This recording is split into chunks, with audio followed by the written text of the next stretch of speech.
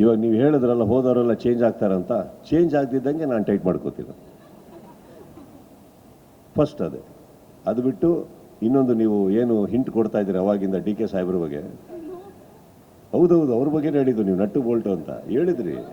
ಇನ್ಯಾರು ಹೇಳಿದ್ರು? Nut Bolt ಅಂದ್ರೆ ಅವರೊಬ್ಬರೇ ಬರೋದು ಪ್ರಸಿದ್ಧವಾಗಿ. ಅಂತಂದ್ರೆ ನಾನು ಜಸ್ಟ್ ಆ ಒಂದು ವರ್ಡ್ ನ ನೀವು ಕೇಳಿದ್ರೆ ಡೈರೆಕ್ಟ್ ಆಗಿ ಕೇಳು, ಯಾವ ಇಲ್ಲ ಬೇರೆಲ್ಲೂ ಕೇಳ್ಬೋದಿತ್ತು. ನೀವು ನಟ್ಟು ಬೋಲ್ಟ್ ಅಂತ ಯಾಕೆ ಹೇಳಿದ್ರಿ? ಅದೊಂದು ಕನ್ನಡ ಚಿತ್ರರಂಗದಲ್ಲಿ ಒಂದಷ್ಟು ಫೇಮಸ್ ಆಗೋಗ್ಬಿಟ್ಟಿದೆ ಆ ವರ್ಡ್. ಯಾವಾಗಿಂದ? ಅವರು ಹೇಳ್ದಾಗಿಂದ. ಯಾರು ಹೇಳ್ದಾಗಿಂದ? ಡಿ ಕೆ ಸಾಹೇಬ್ ಮತ್ತೆ ಅದೇ ಕೇಳ್ತಾರೆ, ಹೇಳ್ದಾಗಿಂದ ಫೇಮಸ್ ಆಗೋಗ್ಬಿಟ್ಟಿದೆ. ಸೊ ಅದಕ್ಕೆ ಇಲ್ಲಿ ಲಿಂಕ್ ಮಾಡಿ ಈ ತರದೊಂದು ಟಾಪಿಕ್ ಗೆ ಆತರ ಫ್ರಾಂಕ್ ಆಗಿ ಹೇಳ್ತೀನಿ ಕೇಳಿ. ಡಿ ಕೆ ಸಾಹೇಬ್ರದ್ದು ಏನಿಲ್ಲ ಇದರಲ್ಲಿ ಎಲ್ಲ ಕಿತಾಪತಿ ಇರೋದು ಸಾಧು ಕೋಕಿಲ ಅವ್ರದ್ದು. ಓಕೆ, ಸಾಧು ಕೋಕಿಲ ಅವರು ಆಮೇಲೆ ಕೂತ್ಕೊಂಡು ಹೇಳ್ತಾರೆ ಎಲ್ಲಾರನ್ನು ಕರೆದ್ರೆ ನಾನು ಹೆಂಗ್ ಮೇಂಟೈನ್ ಮಾಡಲಿ, ಯಾರನ್ನ ಸೆಕ್ಯೂರಿಟಿ ಕೊಡಲಿ ಅಂತ. ಇದನ್ನ ಹೋಗಿ ಅವ್ರಿಗೆ ಹೇಳ್ಬೇಕು ತಾನೆ ಫಸ್ಟೇ. ಅಲ್ಲಿ ಬಂದು ಅವ್ರು ಹೇಳ್ದಾಗ ಸೈಲೆಂಟಾಗಿ ನಿಂತ್ಕೊಂಡ್ರು, ಕೇಳಿಸ್ಕೊತಾ ಇರ್ತಾರೆ. ಈಗ ಸಾಧು ಇದನ್ನ ನೋಡ್ತಾ ಇರ್ತಾರೆ. ಇದು ಕಿತಾಪತಿ ಸಾಧುದು, ಬೇರೆ ಯಾರ್ದು ಅಲ್ಲ. ಇಂಡಸ್ಟ್ರಿಯಲ್ಲಿ ಯಾರ್ಯಾರಿಗೆ ವೈಯಕ್ತಿಕವಾಗಿ ಕರೆದಿದ್ದಾರೋ ಎಲ್ಲರೂ ಹೋಗಿದ್ದಾರೆ. ಕರೆಯೋಕ್ಕಾಗದೇ ಇರೋರು ಯಾರಿಗೆ ಬರ್ತಾರೆ? ಬರೋಕ್ಕಾಗಿಲ್ಲ ಕೆಲವ್ರಿಗೆ.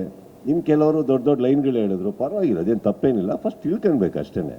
ಪಾಪ ಸಾಧುದು ತಪ್ಪೇನಿಲ್ಲ, ಅವ್ರು ಇರೋದೇ ಹಂಗಲ್ವಾ, ತಮಾಷೆ ಮಾಡ್ಕೊಂಡಿರ್ತಾರೆ. ತಮಾಷೆ ಮಾಡಿಬಿಟ್ಟಿದ್ದಾರೆ, ಅದು ಸೀರಿಯಸ್ ಆಗಿಬಿಟ್ಟಿದೆ ಅಷ್ಟೇ ಅದು.